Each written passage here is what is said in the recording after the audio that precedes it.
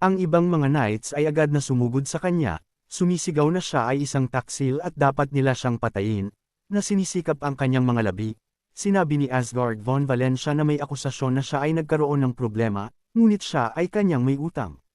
Kaya pagkatapos noon, sa wakas ay inilabas niya ang kanyang espada, at gamit ang kanyang aura, sinugod niya ang mga knights, napagtanto na, salamat sa binata, nagpasya siyang gawin ito, sapat na ang gayong puwersa upang patayin ang lahat ng lalaki ng sabay-sabay, at agad silang bumagsak sa lupa, daing sa sakit. Pagkatapos, si Asgard, na nakatingin sa kanila, ay lumingon sa knights mula sa Valencia, inutusan silang iligtas ang Crown Prince at Crown Princess. Agad na sumugod ang mga lalaki sa gusali, at tinawag siya ni Tiny at ibinalita na walang oras na dapat sayangin dito. Kailangan nilang pumasok. Ngunit nang sumunod na sandali, isang asul na buhawi ang sumambulat mula sa itaas na palapag. Agad na nasabi ni Asgard von Valencia na nagtataka. Ang genus na Tiny ay agad na tumakbo sa loob habang pinipigilan siya, nagtatanong kung ano ang kanyang ginagawa. Wala siyang pinapansin, at tumalon lang sa isang detachment ng knights mula sa Aslan. Si Asgard, gayunpaman, nagpasya na sundan siya. Ngayon ay natalo ang mga lalaki sa isang pag-atake habang sumisigaw na ang binata ay isang tanga. Siya ay hindi sapat na malakas upang mapaglabanan ang hadlang, gayunpaman Tiny, masigla sumagot na sila ay tumingin sa ito mamaya. Pagkatapos ay inilapat niya ang pag-unlad ng gravity at nadagdagan ang karaniwang halaga ng 16 na beses. Nang magsimula siyang umakyat sa pader ng palasyo, napagtanto niya na kailangan lang niyang piliin ang sandali, at pinabilis pagkatapos na kanselahin ni Tiny ang gravity sa 1/16 sa pag-iisip muli na kailangan niya ng tamang sandali, pagkatapos ay inindayog ang kanyang hammer, muli niya itong inactivate at ginamit, kanyang sariling unang estilo ng pakikipaglaban, kasama nito isang malakas na hampas ng kidlat ang pinakawalan ni Tiny, na lumikha ng isang malakas na pagsabog. Si Bradley von Aslan, kasama si Chloe von Valencia, ay lumingon sa tunog. Nakita kung paano niya nahanap ang sarili sa loob ng gusali, at tumawa ng masaya. Ano ngayon ang sasabihin ng matanda? Gayunpaman, si Asgard von Valencia ay tumatakbong sinundan siya sa bulwagan, halos matapakan ang kanyang ulo, nag-aalala lamang, sumigaw kay Chloe na narito siya. Ang isa sa kanyang mga suntok ay kailangan din para harapin ang demonyo. Nilalabanan din ni Vivian ang halimaw ng mga sandaling iyon, ngunit madali siyang itinabi nito. Nagtungo ang demonyo patungo sa Asgard at agad na sumigaw si Chloe von Valencia na umiwas ang kanyang ama. Paglingon niya, nagawa niyang gamitin ang lihim na sword technique ng pamilya Valencia na pinutol talaga ang halimaw sa ilang bahagi, at nang lumipas na ang panganib, hinarap siya ni Chloe sa isang boses sa paligid niya, "Ama." Hindi pa rin lumingon si Asgard von Valencia, lumingon kay Bradley, na binanggit na hindi niya alam kung ano ang plano, ngunit hindi maaaring ipagsapalaran ng Crown Prince ang buhay ng kanyang anak. Agad siyang sumugod para bigyang katwiran ang sarili, sumisigaw na mali ang lahat.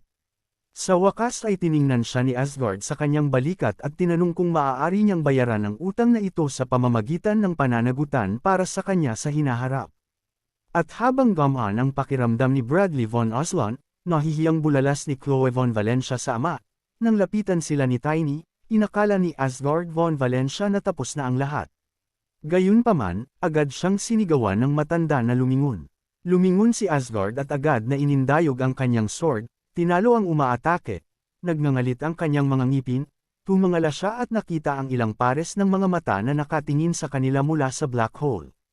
Bulalas ni Bradley na kailangan nilang umalis ng mabilis. Gayunpaman, napansin niyang may kutsilyong nakatusok sa kanyang katawan. Naisip na ito ang mga Shadow of the Emperor, na nalaman niya mula sa mga tsismis na nagpapagana sa kanyang mana. Inihayag ni Asgard von Valencia na tila hindi lang sila ang sumusubok na samantalahin ang pagkakataon. Pinanood ni Vincent von Aslan ang lahat ng nangyari, na tumawa at napabulalas. Sa wakas, makikita na niya ang huling sandali sa buhay nitong Frick Valencia. Ilang oras na ang nakalipas, nilapitan niya ang kanyang kapatid na si Ludwig, at nabanggit na ang kanyang alok na ipadala ang mga shadow ay mabuti. Lahat salamat sa kanya. Siya ay tumahimik na sumagot na siya ay nagpapasalamat sa kanyang kamahalan. Sinabi ni Vincent Glotang na sa sandaling siya ay mamatay, papatayin niya ang lahat ng mga aristokrate ng paisa-isa, at ang imperyo ay magiging kanya lamang. Gusto niyang mamatay din doon ng Tiny na ipinadala para sugpuin ang pag-aalsa. Gayunpaman, nabanggit ni Ludwig na ang Ice Flame Mage ay hindi madaling mamatay. Pagkatapos ay pinaikot-ikot ni Vincent von Oslan ang pamalo sa kanyang kamay. Sumang-ayon, oo, ngunit dapat niyang hayaan ang kanyang kapatid na magkaroon ng ganap na kontrol sa Magic Tower.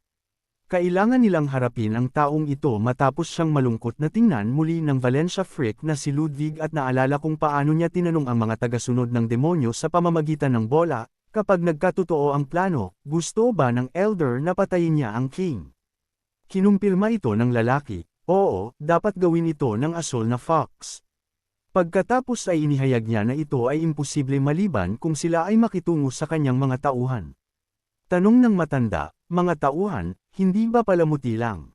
Mapanuksong paglilinaw ni Ludwig, sa tingin ba niya ay ganito?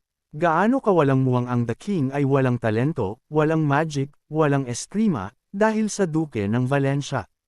Kaya pinuprotektahan niya ang kanyang sarili sa pamamagitan ng pagtatakip sa kanyang sarili ng mga magical artifact.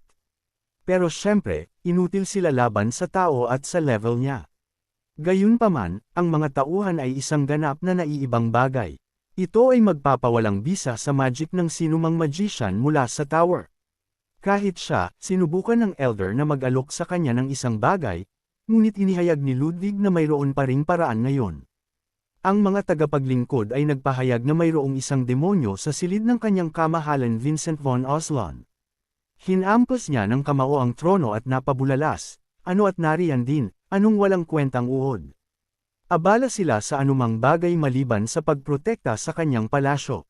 Nabanggit ni Ludwig na sa proteksyon ng magic cast sa kanyang mga silid, madali nilang matatalo ang mababang antas ng demons. Gayunpaman, para gumana ito, kakailanganin nila ng artifact. Maaari ba siyang humiram ng ganitong tauhan?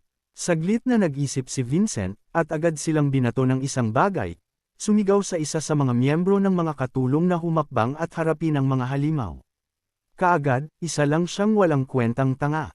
Ang lalaki, na natatakot na pinulot ang artifact mula sa sahig, ay tumugon na gagawin niya ang lahat ngunit ang pagtalikod sa kanya, ang katulong ay agad na nagsimulang ngumiti ng palihim.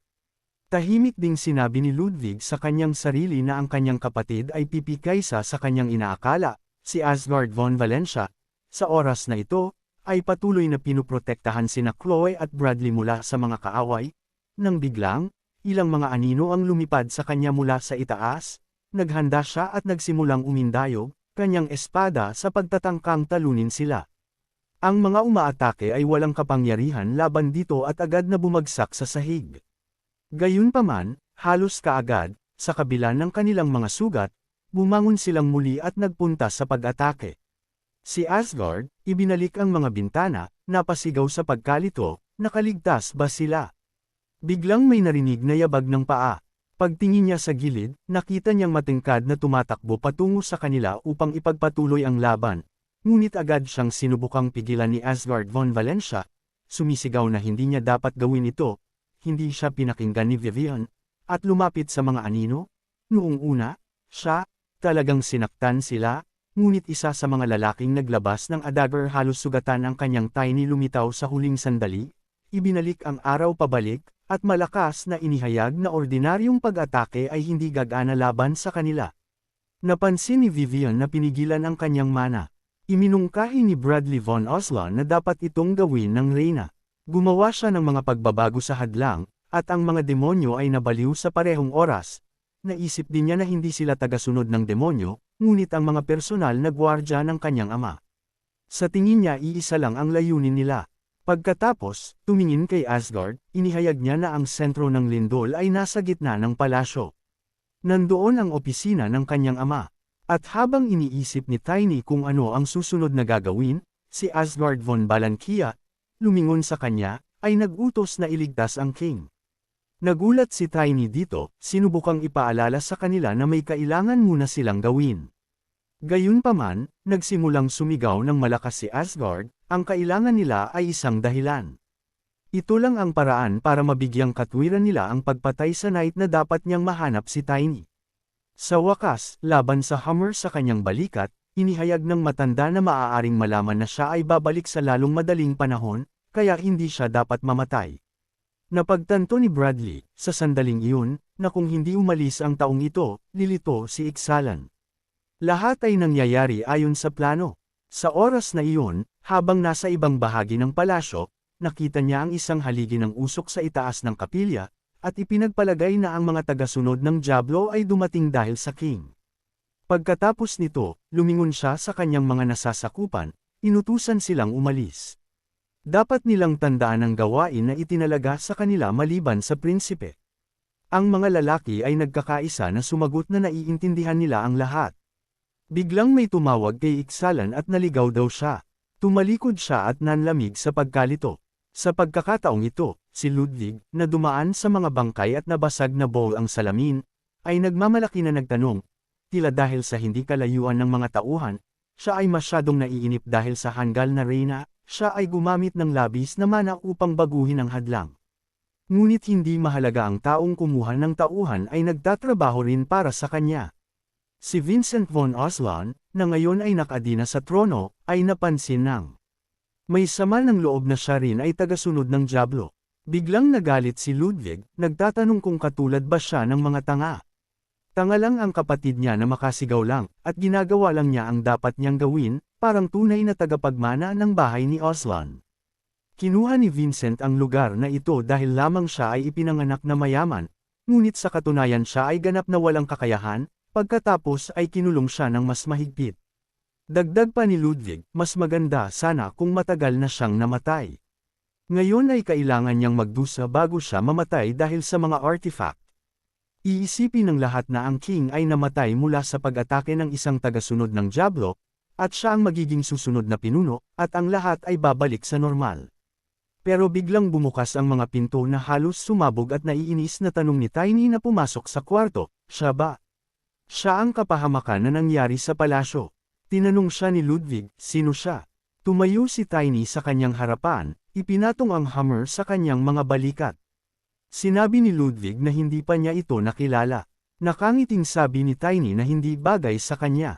Biglang nagsimulang lumipad patungo sa kanya ang isang maapoy na pag-atake. Itinuro ito ni Ludwig na kinokontrol ang bawat paggalaw. Sinabi ni Ludwig na may pag-aalipusta na siya ay isang batang ignorante. Galit na tanong nito sa kanya, iniharap ang palad, sino ang tinawag niyang kalamidad? Si Tiny, sa oras na iyon, ay tumalon ng diretso sa kanya, iniindayog ang kanyang hammer. Nirelax ni Ludwig ang kamay niya at takot na sabi, kahit confident siyang maglakad, itinuro niya ito at sinabing higit pa ang inaasahan niya sa kanya. Buong lakas na bumagsak si Tiny sa isang bato, tinamaan ang kanyang likod. Nagsimula siyang umubo nang maramdaman ang sakit sa kanyang dibdib. Mahigpit na itinikom ni Tiny ang kanyang mga ngipin, isinandal ang kanyang mga siko sa sahig. Bigla siyang napakunot ng noo nang may mapansin siyang papalapit sa kanya. Ito ay isang bato na nagtulak sa kanya sa isang tabi.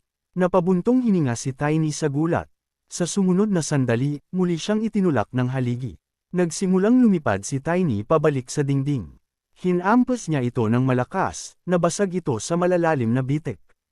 Gulat na tumingin sa unahan si Tiny, napansin ang isa pang pag-atake na sumusugod sa kanya.